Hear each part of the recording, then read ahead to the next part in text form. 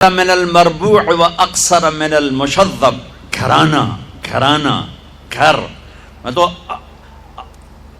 اولاد پہ درود بھیجنے کا حکم، پر انہوں نے اللہ کو راضی کرنے کے لیے اپنا سب کچھ قربان کیا، پیغام پہنچا دیا کہ یوں اللہ کو راضی کیا جاتا ہے. کہ میں دوبارہ آتا ہوں، میرے نبی کیسے تھے؟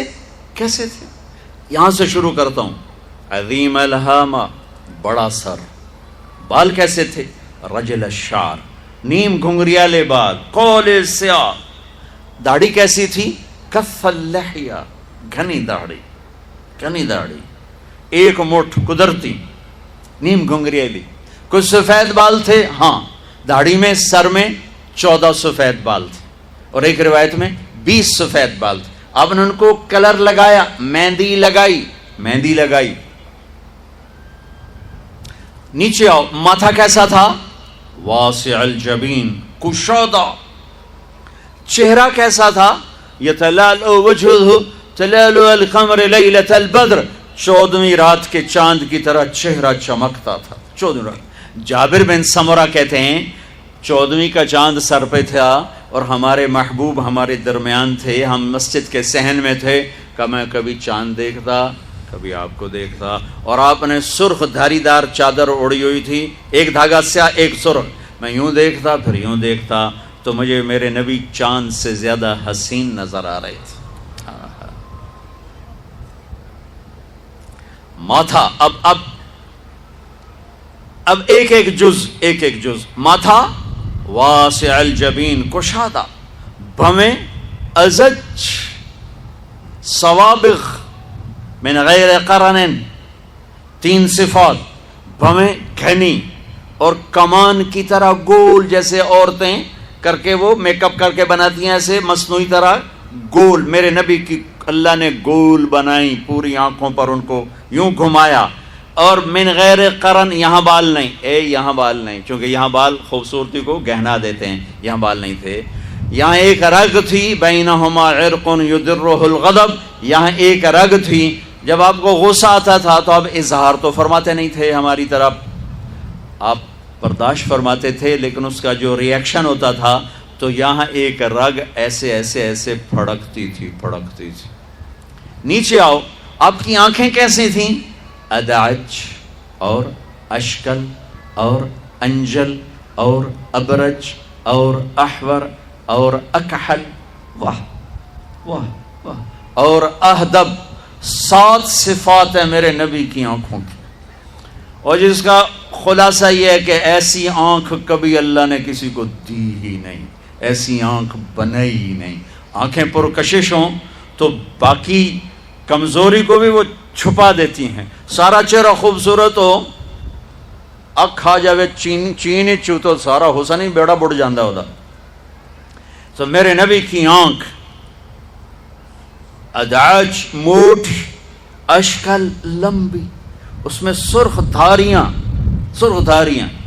اکحل، بغیر سرمے کے سرما، اہدب، یہ بال بڑے لمبے چمکدار، انجل، ابرج، اہدب، احور، اکحل، ادعج، اشکل، اکحل، یہ سب میرے نبی کی آنکھ کا حسن و جمال ہے، کمال ہے. کہ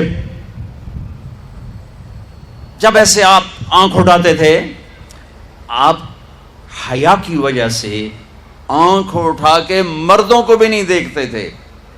عورت تو عورت سے ملتے تھے، عورتوں سے ملتے تھے، لیکن آنکھ نہیں اٹھتی تھی حیا کی وجہ سے. میری نسل رات کو ساری رات کیا تباہی، بے حیائی، بے غیرتی میں ڈوبی ہوئی دیکھ رہی ہے. ہمیں مارنے کے لیے ایٹم بم نہیں چاہیے، ہماری بے حیائی ہمیں لے ڈوبے گی اگر توبہ نہ کی. آپ یوں دیکھتے تھے. یہ آپ کے دیکھنے کا میں نہیں کر، لفظ کا ترجمہ کر رہا ہوں. جل نظر الملاحظہ، اس لفظ کا آپ دیکھتے تھے کنکھیوں سے نظریں جھکا کے.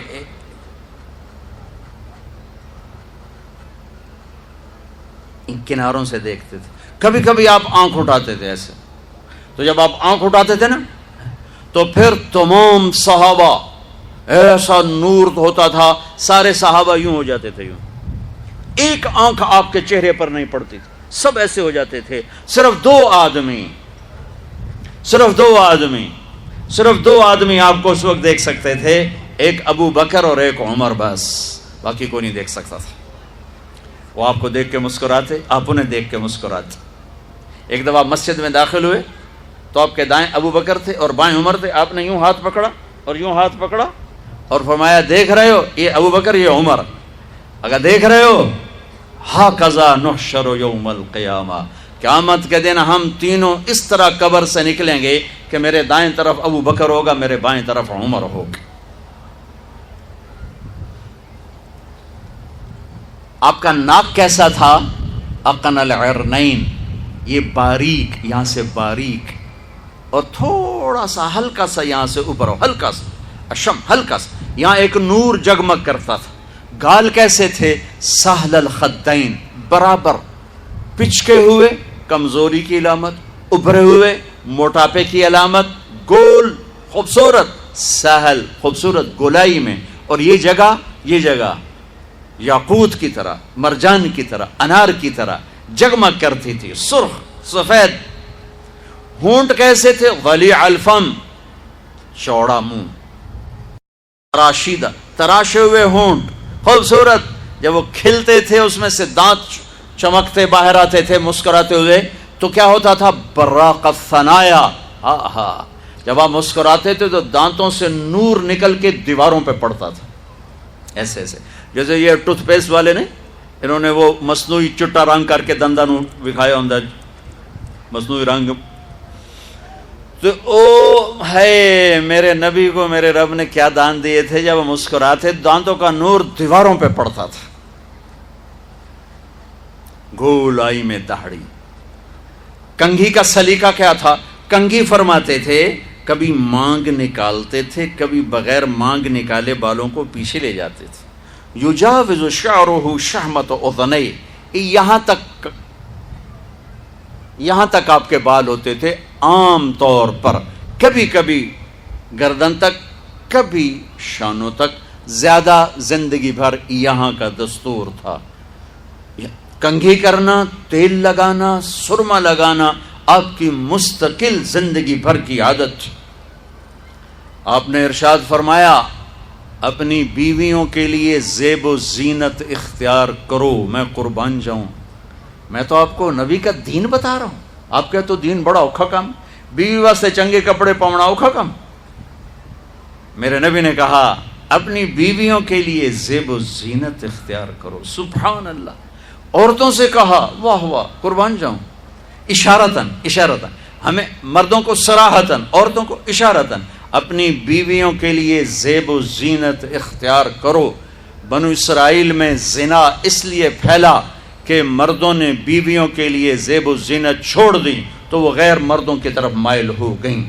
اور پھر عورتوں کو فرمایا کہ خامدوں کے لیے تیار ہو. کیسے؟ آپ نے فرمایا جنت کی حور اپنے خامند کے لیے ایسے تیار ہوگی جیسے ام سلمہ میرے لیے تیار ہوتی ہیں. سبحان اللہ، سبحان اللہ.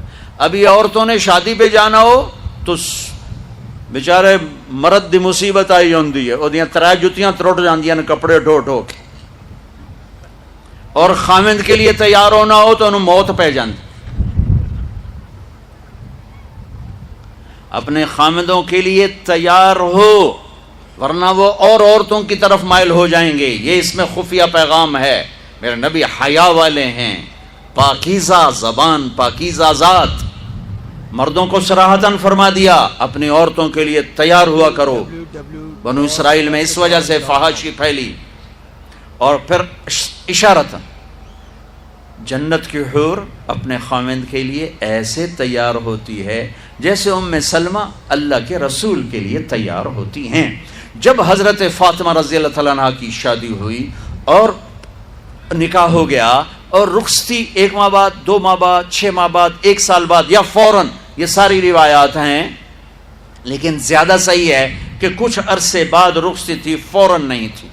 تو جب حضرت علی نے آ کے رخصتی کا مطالبہ کیا حضرت ام ایمن کے ذریعے سے، تو آپ نے حضرت حفصہ اور حضرت ام سلمہ اور حضرت عائشہ ان تینوں سے فرمایا کہ تم جانتی ہو نا میری بیٹی فاطمہ مجھے کتنی محبوب ہے، میری بیٹی کو دلہن بناؤ، اللہ اکبر، میری بیٹی کو تیار کرو۔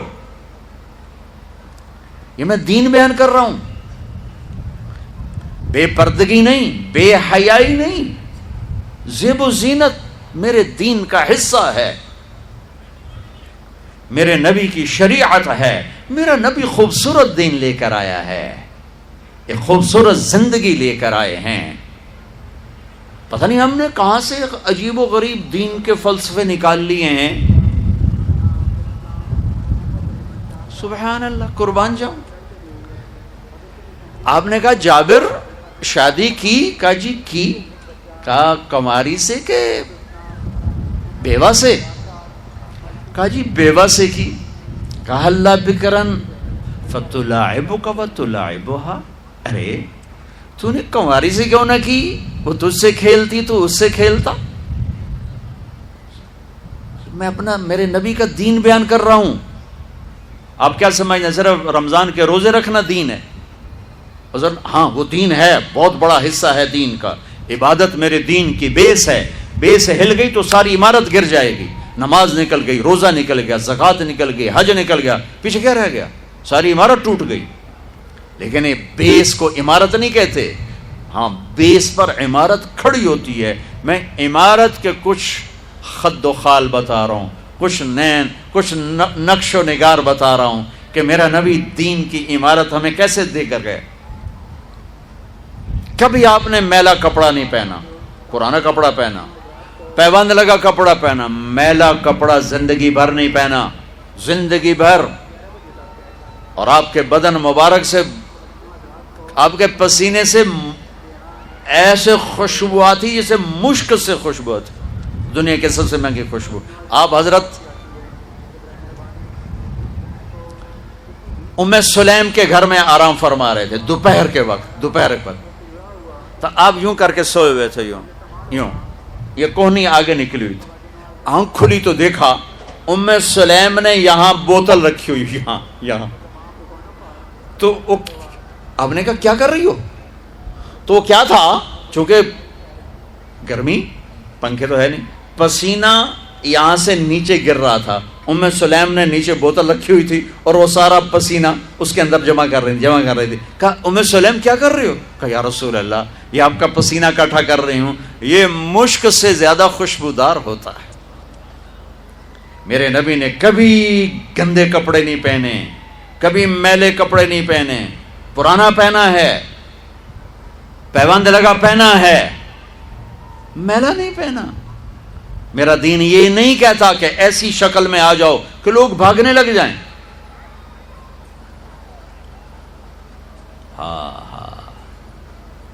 میرے نبی کیسے تھے؟ کہ ان عنقہ جید دمیۃ فی صفاء الفضہ، گردن کیسی تھی؟ سراہی دار، سینہ کیسا تھا؟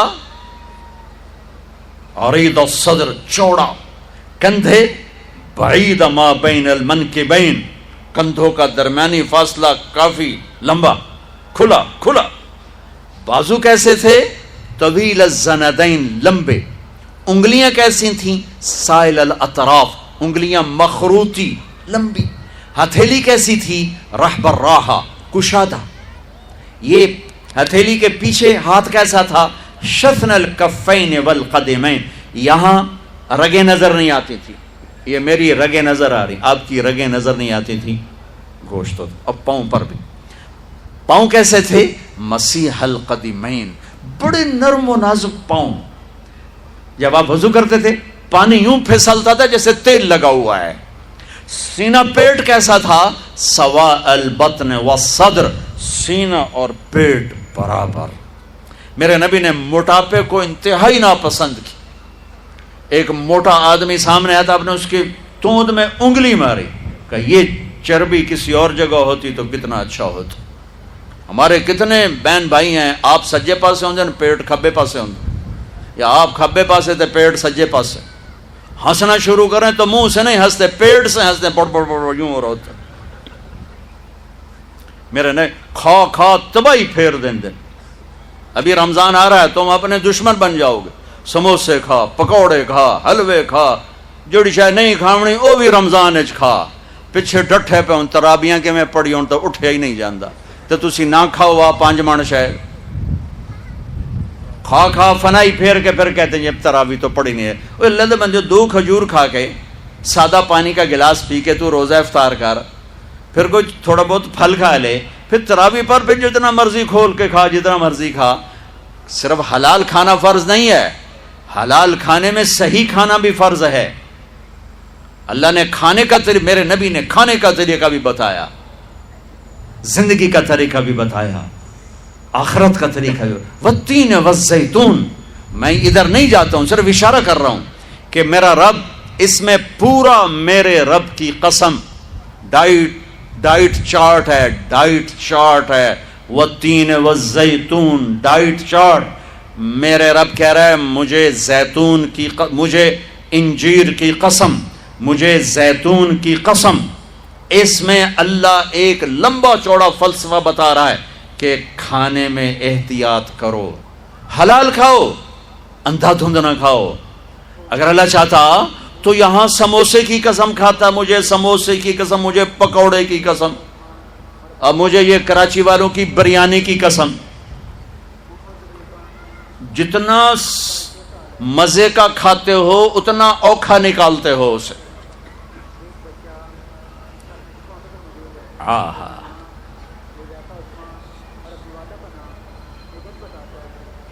میرے نبی پوری زندگی لے کر آئے ہیں، پوری زندگی لے کر آئے ہیں.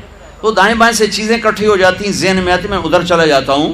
میں اپنے نبی کی ذات بتا رہا ہوں، ذات کہ آپ کا سینہ اور پیٹ برابر، زندگی بھر پیٹ بھر کے کھانا نہیں کھایا، زندگی بھر. لا ناکل حتی نجوع واذا اکلنا لا نشبع، بھوک کے بغیر کھاؤ نہیں، ٹائم پہ نہ کھاؤ، بھوک پہ کھاؤ، اور جب کھاؤ تو پیٹ نہ بھرو، پیٹ نہ بھرو، تھوڑا رکھ کے کھاؤ، رکھ کے کھاؤ. ایک ڈاکٹر سے میری بات ہو رہی تھی کہ وہ کہہ رہا تھا کھانے کے بعد پانی مت پئیں. میں نے کہا ڈاکٹر صاحب حدیث میں تو آتا ہے کہ کھانے کے ساتھ پانی ہے، جب کھانا کھاؤ ایک حصہ کھانے کے لیے، ایک پانی کے لیے، ایک ہوا کے لیے. وہ کہنے لگا مولانا اگر تو وہ ایسا ہی کھائے جیسے میرے نبی نے کہا ہے، پھر تو پانی پینا ضروری ہے کہ معدے کا کچھ حصہ خالی ہو جس میں پانی جائے، پھر وہ غذا کو تھوڑا سا وہ نرم کرے اور وہ اس کو ہضم کرنے میں مدد کرے. لیکن ہمارے لوگ کھاتے ہیں کہ یہاں تک جب تک نوالا نہیں آتا ہوں کھاتا ہی کچھ نہیں، کھاتا ہی کچھ نہیں. ان کو پانی پینا بڑا مصیبت بنے گا کہ معدہ کھڑا ہو جائے گا، ایسے پھول جائے گا، پھر وہ حرکت نہیں کر سکے گا. جیسے نبی نے بتایا ویسے کھائیں، پانی پینا چاہیے. جیسے یہ کھاتے ہیں ایسے کھانے میں پانی نہیں چلے گا.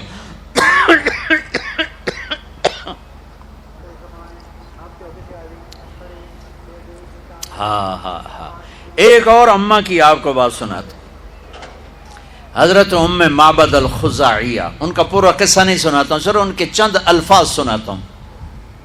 جب انہوں نے اللہ کے نبی کا حلیہ بیان کیا، رأیت رجلا ظاہر ذرا الفاظ کے ردم میں غور کرنا، ردم ترجمہ سمجھ میں آئے نا، ردم. رأیت رجلا ظاہر الوضاء ابلج الوجه حسن الخلق لم تعبه ثجلا جری به سعلا وسیم قسیم في عينيه دعج في صوته سحل في لحيته كثافة في عنقه سطع ان تكلم علاه البهاء وان سكت علاه الوقار. الفاظ کا مزہ ہے کیا ٹھا ٹھا ٹھا ٹھا کر. اوئے ہوئے ہوئے ہوئے. وہ کہتی ہیں میں نے ایک جوان دیکھا، مجھے یوں لگا جیسے 14ویں کا چاند کپڑے پہن کے زمین پہ اتر آیا. حسن کا پیکر، سر سے لے کر پاؤں تک حسن، پیٹ بڑھا ہوا نہیں، سرگنجا نہیں. وسیم، وسیم کسے کہیں؟ وہ خوبصورت جس کو دیکھنے سے جی نہ بھرے. وہ صرف ایک ہستی ہیں، وہ محمد مصطفیٰ. وسیم تھے، دیکھنے سے دل نہیں بھر رہا تھا. قسیم تھے، جدھر سے دیکھتی تھی خوبصورت نظر آتے تھے. آنکھوں میں کشش موٹی آنکھ، آواز میں جادو، داڑھی گھنی، گردن سرہی دار. بولتے تھے تو نور چھا جاتا تھا، خاموش ہوتے تھے تو وقار چھا جاتا تھا. لقد جاءکم رسول من انفسکم. میرے بھائیو، اللہ کی قسم، میں قیامت تک اپنے نبی کو بیان کرتا رہوں. میں نہیں، 7 ارب انسان ایمان لے آئیں اور علماء بن جائیں اور خطیب ادیب فصیح بن جائیں اور میرے نبی کی شان بیان کریں، نہیں ہو سکتی. اللہ اور اس کے رسول ہماری پہنچ سے باہر ہیں، ہمارے الفاظ کی تعبیر سے اوپر. لیکن میں نے صرف وہ بتایا جو حدیث میں ہے، چند اپنے الفاظ شامل کیے. جب میرا نبی ذات میں ایسا حسین ہے، خاندان ایسا حسین ہے، تو زندگی حسین نہیں ہوگی، زندگی خوبصورت نہیں ہوگی. اسلام میرے نبی کی زندگی کا نام ہے، اسلام میرے نبی کی زندگی کا نام ہے، اسلام میرے نبی کے دن اور رات کا نام ہے، اسلام میرے نبی کی خلوت اور جلوت کا نام ہے، اسلام میرے نبی کے بچپن، لڑکپن، جوانی اور اللہ کے بارگاہ تک پہنچنے کا نام ہے. بھائیو، اس سے حسین تو کوئی چیز نہیں ہے. سیکھو. ہم نے سیکھا نہیں، ماں باپ سکھائیں، یہ سکھاتے نہیں. یہ تبلیغ کا کام صدیوں بعد ایک محنت ملی ہے جو میرے نبی کی زندگی کو سیکھنے کی محنت ہے. فرقہ واریت کے زہر سے پاک ہے. آپ سے بھی ہاتھ جوڑ کے کہتا ہوں، رمضان آ رہا ہے، امت بن کے رمضان گزارنا، فرقہ بن کے نہ گزارنا، طبقات میں تقسیم ہو کے نہ گزارنا. اس امت کو توڑ کے رکھ دیا ہے فرقہ واریت نے، جلا کے رکھ دیا ہے فرقہ واریت کی آگ نے، ٹکڑے ٹکڑے کر کے رکھ دیا ہے فرقہ واریت نے، توڑ کے رکھ دیا ہے. ہاتھ جوڑتا ہوں اللہ کے واسطے، جو تمہارا عقیدہ ہے تمہیں مبارک ہو، میں تمہیں سلام کرتا ہوں، میں تمہاری عزت کرتا ہوں، میں تمہیں راستہ دیتا ہوں. مجھے بھی تو راستہ دیتا، مجھے بھی تو راستہ دیتا. میرے اللہ کی جنت بڑی وسیع ہے. آج ہر مکتب فکر والا یہ کہہ رہا ہے صرف ہم مسلمان ہیں، باقی سب جہنمی ہیں، باقی سب دوزخی ہیں. ایک نے کہا یہ جہنمی، اس نے کہا یہ جہنمی، اس نے کہا وہ جہنمی، اس نے کہا یہ جہنمی. اب ہر ایک کی نظر میں کوئی نہ کوئی کافر جہنمی بن گیا. ہن میں دسو بھی اللہ جنت دا اچار پاؤنا ہے یا اللہ جنت نو سکنے پاؤنا ہے؟ اسے جاونا کہیں؟ کون جائے گا جنت میں؟ میری نظر میں آپ غلط ہو گئے، آپ کی نظر میں میں غلط ہو گیا، تو جنت اللہ نے کس لیے بنائی؟ کیا میرے نبی کی امت ختم ہو گئی، ساری دنیا سے ختم ہو گئی؟ بھائیو، ہاتھ جوڑتا ہوں، اللہ رسول کا واسطہ دے، ان عورتوں کو بھی آپ کو بھی، اللہ کے واسطے امت بن کے چلو، امت بن کے چلو. رمضان کے فضائل سنو، امت کے فضائل سن لو مجھ سے. اللہ رسول کا واسطہ دیتا ہوں، جس پر تم لڑ رہے ہو ایک دوسرے پر کفر تک کے فتوے، اور اتنے بے گناہوں کا خون دھرتی پی گئی، کتنے معصوم بچوں کی آہوں نے عرش کو ہلا دیا، کتنی جوان بیٹیوں کی زندگی تاریک ہو گئی، کتنی بوڑھی ماؤں کے آسرے چھن گئے. کیا میرے نبی اس لیے آئے تھے؟ میرے نبی نے تو عبداللہ بن ابی جیسے کو سینے سے لگا کے رکھا. میرے نبی پانی پی رہے تھے، آپ کے ہاتھ میں پانی کا گلاس تھا، آپ آج پی رہے تھے. عبداللہ بن ابی کے بیٹے حضرت عبداللہ پکے صحابی کہنے لگے، یا رسول اللہ، یہ تھوڑا سا پانی تو بچا دے، تھوڑا سا پانی بچا دے. آپ نے کہا کیا کرو گے؟ کہا اپنے باپ کو پلاتا ہوں، شاید اس کے اندر ایمان آ جائے. کہا لے جاؤ. وہ لے گیا. کہا ابا یہ پانی پی لو. وہ کہنے لگا کیا ہے؟ کہا اللہ کے نبی کا بچا ہوا ہے، پی لے، شاید تیرے اندر ایمان آ جائے. اس نے کہا جاؤ کوئی پیشاب لے کے آؤ، وہ پیوں گا، یہ نہیں پیوں گا. انہوں نے واپس آ کر کہا یا رسول اللہ یہ کمبخت منافق ہے، بیٹا کہہ رہا ہے، مجھے اجازت ہے میں اس کی گردن اڑا دوں؟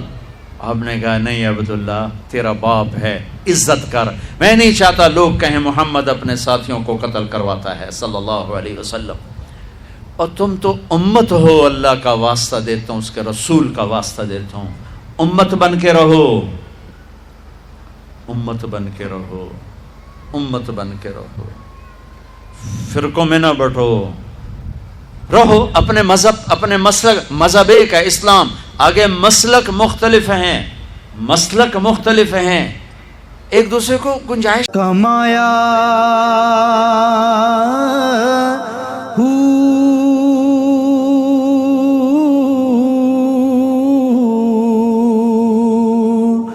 نام بھج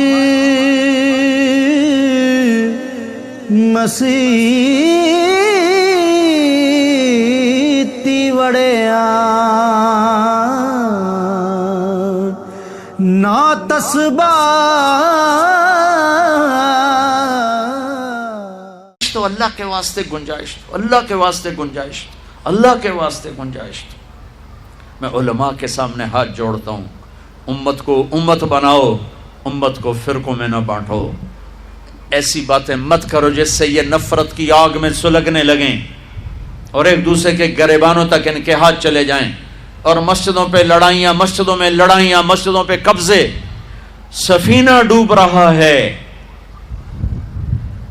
اور کشتی کے مسافر آپس میں لڑے جا رہے ہیں، لڑے جا رہے ہیں۔ او میرے بھائیو، کشتی کنارے لگا لو، پھر لڑنے کا شوق پورا کر لینا، یہ تو گرداب میں پھنسی امت ہے، اسے کسی کنارے تو لگنے دو، پھر تمہیں لڑنے کا شوق ہے تو لڑ لینا۔ نہ کرو، ایسا نہ کرو، ایسا نہ کرو۔ میرے نبی ایک خوبصورت زندگی لائے ہیں، کوئی رخ کس سے نے لیا، کوئی رخ کس سے نے لیا، کوئی پہلو کس سے نے لیا، کوئی پہلو کس سے نے لیا، لیکن اسی پر ہی کیا سے کیا ہو گیا ہے۔ تو میں یہ کہہ رہا تھا، بیچ میں بات آ گئی، ضروری ہے، میں ہر بیان میں کہتا ہوں، ہر بیان میں کہتا ہوں، آپ سے بھی کہتا ہوں، علماء کی قدر کرو، چاہے وہ فرقہ واریت کو بولیں، ان کی قدر کرو، ان کے سینے میں علم ہے، ان کی عزت کرو۔ ہاں اکیلے میں ان کے پاؤں پڑ کے کہو حضرت ہمیں کوئی اللہ رسول کی بات بتائیں، کوئی آپس میں جڑنے کی بات بتائیں، کوئی آپس میں جڑ کے چلنے کی بات بتائیں۔ ٹوٹ جانے سے، تسبیح کا دھاگا ٹوٹ جائے تو دانے تسبیح نہیں کہلاتے، اینٹیں بکھر جائیں تو وہ گھر نہیں کہلاتی، آپس میں جڑی ہوئی اینٹوں کا نام گھر ہے، بکھری ہوئی اینٹوں کو ملبہ کہا جاتا ہے، ملبہ، وہ ملبے کا ڈھیر ہے، وہ گھر نہیں۔ آج میرے نبی کی امت بکھرے ہوئے گروہ ہیں، ٹوٹے ہوئے موتی ہیں، فرقوں میں بٹے ہوئے، نفرتوں سے بھرے ہوئے۔ ایک آواز لگا رہا ہوں، پتہ نہیں دلوں تک پہنچے نہ پہنچے، لیکن احباب جمع ہے میر، حال دل کہہ لے، پھر التفات دل دوستاں رہے نہ رہے۔ میرے نبی کی خوبصورت زندگی ہے، جس کی ایک بنیاد، جو میں کہہ رہا ہوں، بنیاد کیا ہے؟ نماز، وہ 5 وقت فرض ہے۔ پہلی امتوں پر 2 فرض تھیں، فجر 2 رکعت، عصر 2 رکعت، ختم۔ ہمارے اوپر 5 فرض ہیں، ان کی نمازوں میں قرآن کی تلاوت، ان کی کتاب کی تلاوت نہیں، ہماری نماز میں قرآن کی تلاوت۔ جتنا ابھی رمضان میں قرآن سنا جائے گا، قرآن سنا جائے گا۔ میں آ رہا تو راستے میں اشتہار تھے، 5 روزہ تراویح، 3 روزہ تراویح، 10 روزہ تراویح، ضرور کرو 3 دن میں۔ میں نے بھی سنا 3 دن میں قرآن، لیکن میں مسافر آدمی ہوں، میں ایک جگہ رہتا نہیں ہوں، پہیے کی طرح، تو میں ایک مسجد میں تراویح نہیں پڑھ سکتا، اس لیے میں کیا کرتا ہوں کہ 10 دن میں سن لیتا ہوں، 15 دن میں سن لیتا ہوں، 3 دن میں بھی سنا، 5 دن میں بھی سنا، 6 دن میں بھی سنا، اور پھر اپنا سفر ہے جہاں تراویح ملی پڑھ لی۔ لیکن یہ میں کیا محسوس کر رہا ہوں کہ 3 دن پڑھ کے ہوں چھٹی کرو، موج ہو گئی، لے بھائی تراویحاں دی بھی چھٹی ہو گئی۔ تراویحوں کی چھٹی نہیں ہوئی، قرآن کی چھٹی ہو گئی۔ تو قرآن آپ نے سن لیا، ٹھیک ہے، مبارک ہو، آپ 5 دن میں سنیں مبارک، 10 دن میں سنیں مبارک، 3 دن میں سنیں مبارک، لیکن پھر کہو جی ہن تراویاں بھی چھوڑ دے بھی ہے، یہ گھاٹے کا سودا ہے، یہ گھاٹے کا سودا ہے، یہ گھاٹے کا سودا ہے۔ کسی امت پہ ان کی کتاب پڑھنا فرض نہیں تھا نماز میں، ان کو یاد ہی نہیں ہوتی تھی، ہمیں قرآن یاد ہوتا ہے، ہمارا قاری پڑھتا ہے ہم سنتے ہیں، پڑھتا ہے ہم سنتے ہیں۔ حضرت عثمان رضی اللہ عنہ ایک رکعت میں پورا قرآن پڑھ کے رکوع کرتے تھے، ایک رکعت میں پورا قرآن پڑھ کے رکوع فرماتے تھے۔ لیکن ہم نے تو اللہ تعالیٰ سے ٹھیکہ کیا، ٹھیکہ نہیں ہو تو ٹھیکہ، ہم نے اللہ سے ٹھیکہ کیا کہ اسی صرف قل واللہ پڑھنی، باقی سارا قرآن سڑ کو لے جا۔ میرے پنجاب میں میں دیہاتی آدمی ہوں، میرے پنجابی سارے صرف قل واللہ پڑھنی ہے، 4 رکعتوں قل واللہ، دعائے قنوت قل واللہ، فجر قل واللہ، ظہر قل واللہ، عصر قل واللہ، مغرب قل واللہ، عشاء قل واللہ، باقی قرآن تو لے جا مولا سانو پتہ نہیں ہے کہ۔ تو کم از کم او بھائی آخری 10 صورتیں تو یاد کر لو، آخری 10 صورتیں تو یاد کر لو بھائی، 4 رکعت میں 4 صورتیں پڑھو۔ حضرت عثمان ایک رکعت میں پورا قرآن ختم فرمایا کرتے تھے۔ نماز ہماری بنیاد ہے، الصلاۃ وما ملکت ایمانکم، اے میری امت نماز نہ چھوڑنا، نماز نہ چھوڑنا، نماز نہ چھوڑنا۔ باقی سارے اعمال سیزن ہیں، سیزن کے سیزن، رمضان کا سیزن آ رہا ہے۔ زکوٰۃ 2 منٹ کا کام ہے، آپ ساری کٹھی 1 کو دے دو، 2 کو دے دو، 10 کو دے دو، پورے سال میں تقسیم کر کے دو، آسان کام ہے۔ دوسرا زکوٰۃ ہر مسلمان پہ نہیں ہے، مالدار پر ہے۔ مالداروں سے عرض کروں گا زکوٰۃ دیں۔ میرے ملک کے مالدار بہت تھوڑے ہیں جو زکوٰۃ دیتے ہیں، اگر صرف کراچی کے لوگ زکوٰۃ دیں تو کراچی سے لے کر سکردو تک کوئی غریب نہیں رہے گا۔ کسی غریب کی بیٹی وہ ایسے نہیں بیٹھی رہے گی کہ ہاتھ پیلے کرنے کے لیے پیسے کوئی نہ ہو، کوئی بیمار بغیر علاج کے نہیں مرے گا، صرف کراچی کے تاجر زکوٰۃ پوری دے دیں، سکردو تک کوئی غریب نہیں بچے گا۔ زکوٰۃ دینے والے بہت تھوڑے ہیں۔ حج مالداروں پر ہے۔ نماز ایک ایسی چیز دہرائی جاتی۔ اب رمضان آ رہا ہے، رمضان آ رہا ہے، گرمی میں آ رہا ہے تو شیطان کہے گا کیسے روزے رکھیں گے، کیسے روزے رکھیں گے، چھٹی لے لو، روزے کی چھٹی نہ دو، خود چھٹی لے لو۔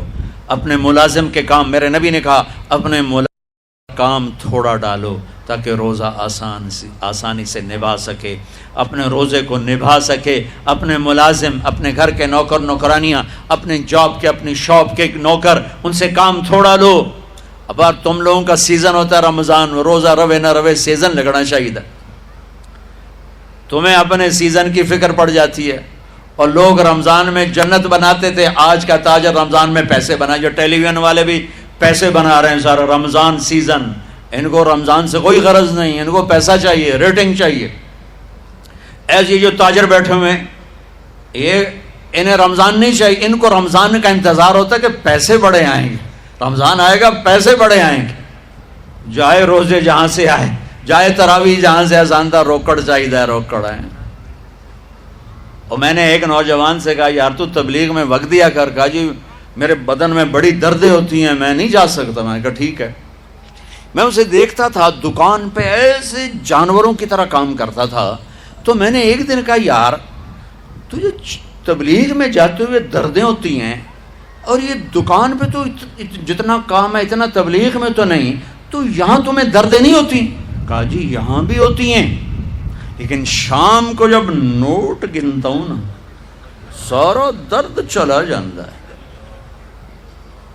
ایویں 4 نوٹاں دی مارے ساری ہم پیڑا ہیں۔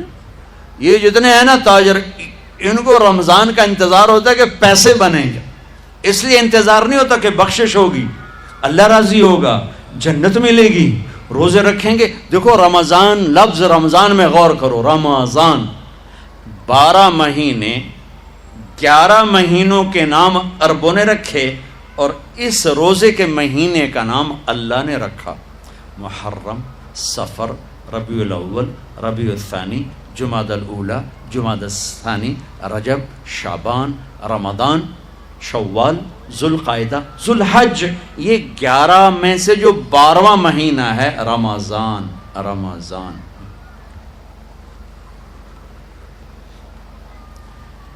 اس کا قرآن میں ذکر آیا، شہر رمضان الذی انزل فیہ القرآن، اور اللہ نے قرآن کی تلاوت کی تھی جب زمین آسمان بھی نہیں بنے، تو عرب کے تھو آ گئے، ٹھیک ہے؟ تو اللہ نے اس مہینے کا نام رمضان رکھا. رمضان کس لیے رکھا؟ رمضان کا مطلب بڑا عجیب و غریب ہے. رمضان کا مطلب ہے جل جانا. کبھی سنا؟ جل جانا. رمض یرمض صلاۃ الاوابین حین ترمض الفصال، مسلم شریف کی روایت. جلنا، جلنا، رمضان جلنا. یہ روزے اور اس لفظ رمضان جلنے میں کیا جوڑ ہے؟ کیا جوڑ ہے؟ جوڑ یہ ہے سبحان اللہ کہ بھوک اور پیاس اندر میں آگ لگاتے ہیں. آگ لگاتے ہیں، ٹھیک ہے. آگ کا کیا کام ہے؟ جو چیز ڈالو، بھسم، کاغذ ڈالو، پرزا ڈالو، لوہا ڈالو، لکڑ ڈالو، کپڑا ڈالو، مٹی سے سوا بن گئی، ٹھیک ہے. تو یہ جو بھوک اور پیاس، اور اب جون کا رمضان ہے تو بھوک پیاس عروج پر ہوگی، اس سے آگ بھی عروج پر ہوگی. اس آگ میں جو میرے اندر جلتی ہے بھوک اور پیاس کی وجہ سے، اس میں اللہ کیا کرتا ہے؟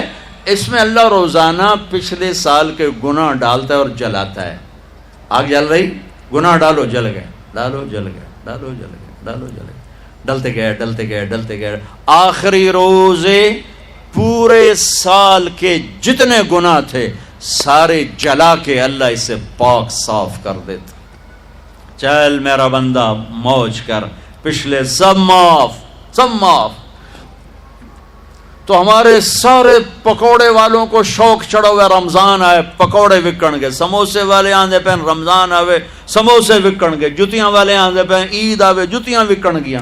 وہ کسی کو یہ شوق ہی نہیں کہ بخشش ہوگی، اللہ راضی ہوگا، جنت ملے گی، اللہ کی محبت میں بھوک لگے گی، اللہ کے عشق میں پیاس لگے گی. وہ بھوک اور پیاس کی جو تڑپ اور کسک ہے، پھر ہم ہاتھ اٹھا کے اللہ سے مانگیں گے. ہم کہیں گے یا اللہ، تو عرش کے دروازوں تک میری پکار جائے گی، ساتوں آسمان میری پکار سے گونج اٹھیں گے. مجھے یقین ہے کہ میرا اللہ کہتا ہے، میرا نبی فرماتے ہیں کہ اللہ رمضان میں سارے آسمان کے فرشتوں سے فرماتا ہے روزے رکھنے والوں کی دعا پر آمین کہو.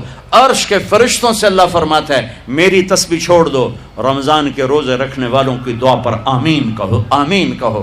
عرش فرش میں گونج اٹھتی ہیں میری دعائیں، میری صدائیں. ہاں، میرے نوحے، میرے گریے ہلا دیتے ہیں. اگر بھوک پیاس میں مزے آ رہے ہوں کہ واہ یا اللہ تو نے کہا تھا نا، دیکھ میں بھوک سے بیٹھا ہوں. اس لیے افطار کے وقت دعا کیوں قبول ہے؟ افطار کے وقت کھانا سامنے ہے، پانی سامنے ہے، اور آواز کان لگے ہوئے ہیں سائرن کی آواز پر. تو اللہ کہتا ہے یہ فرشتہ، یہ میرے بندے، کھانا بھی سامنے ہے، پانی بھی سامنے، یہ کیوں نہیں کھا رہے، یہ کیوں نہیں پی رہے؟ بولو کہ یا اللہ تیری محبت، میری محبت، چلو تم گواہ رہو، میں نے معاف کیا. چل میرا بندہ مانگ، کھانے سے پہلے مانگ. وہ وقت مانگنے کا ہوتا ہے، پکوڑے کھانے کا نہیں ہوتا، سموسے دکن کا نہیں ہوتا. سموسے، پکوڑے، کچوریاں، 7 اپ، جام شیری، روح افزا، 500 چیزاں تو اندر پا لیندے ہو. سارے روزے دی تباہی پھیر کے رکھ دیتے. ایک مہینے کے لیے اوور آلنگ ہے، ٹیوننگ ہے، ٹیوننگ. تھوڑا کھاؤ، تھوڑا کھاؤ، تھوڑا کھاؤ.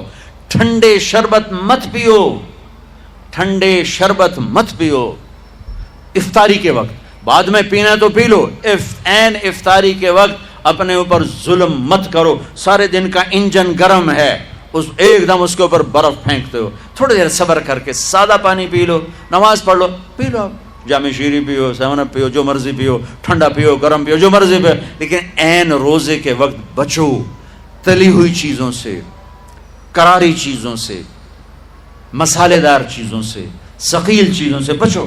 ہلکا پھلکا رکھو پیٹ کو، ہلکا پھلکا، تاکہ روزے کا مقصد حاصل ہو کہ جسم پاک ہو، غلاظتوں سے، گندگیوں سے پاک ہو، صاف ہو.